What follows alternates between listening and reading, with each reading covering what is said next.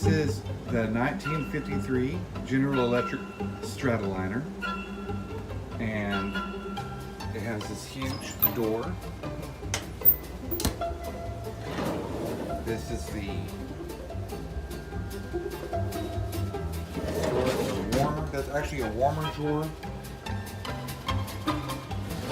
You have a big old place to store your pots and pans. I love that because in the new stove, it got so heavy that it didn't really work all that great. And there's another storage just where I put the deep well fryer in there. So I keep it in there. This actually has a burner underneath as well. That way you can cook soups and stews, chilies, all kinds of stuff like that, as well as use it as a deep fryer. It's just so innovative. I love it. We have a backlight right here. There's your light. Lights up. Isn't that awesome? I can plug my coffee pot or my toaster right there into the stove. And it's just so convenient. It also, that's your warmer button right there. That drawer I showed you, that's the warmer button. This is salt, shaker, and pepper. Ouch. I just burnt myself on the coffee pot. And pepper. And there's your buttons, look.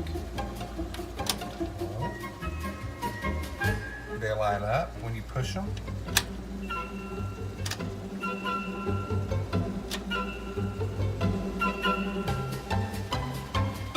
I love it. 1953 General Electric Stratoliner. Now there's your timer, but they go out a lot. This one's no exception. I can hear it working, but this is a little tough. It's on, but I can't really get it to work. Not yet, anyway. I love this Art Deco top here. I love how it looks. It's so neat. They really made stoves to last and to cook really well. Hey everyone, I wanted to show you my General Electric 1953 Stratoliner Deep Well, the fryer, and it's my first time using it, so I'm just wanting to show you this, and I'm trying to make sure it's plugged in the right way. I'm not used to working with a deep fryer like this. You plug it in and then that sits into the oil and it heats it up. The first time it actually didn't work right away because I hadn't plugged it in just right. And so when the light, I was wondering why the light didn't come on. When the light comes on, it means that it's working right. That's the Western oil from all the 50s brands. That's why I bought that. There's the light on.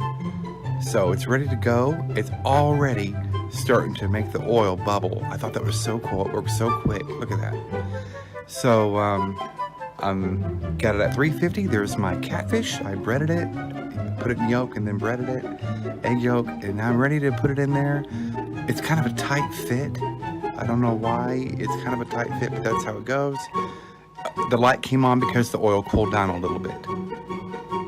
I'm trying to get that fish done in there. Put the oil all the way on it. It was sticking out a little too much. Yeah, looking really good. I'm very happy with it. And then I finish that, and then I do some okra. Look at that, it's perfectly done. That's the okra. It's just, I'm very happy with everything. Not oil, if like you want to save it, here's the oil. Just put that on there. Because you might want to use it if you are planning to do fish the next day or something. Now a lot of people, they don't like to reuse the same oil that they cook. Like if you're wanting to do chicken, you may not want to use the same oil that you cook your fish in, because it makes your chicken taste kind of fishy. But if you wanted to use it, save it, you could do that. If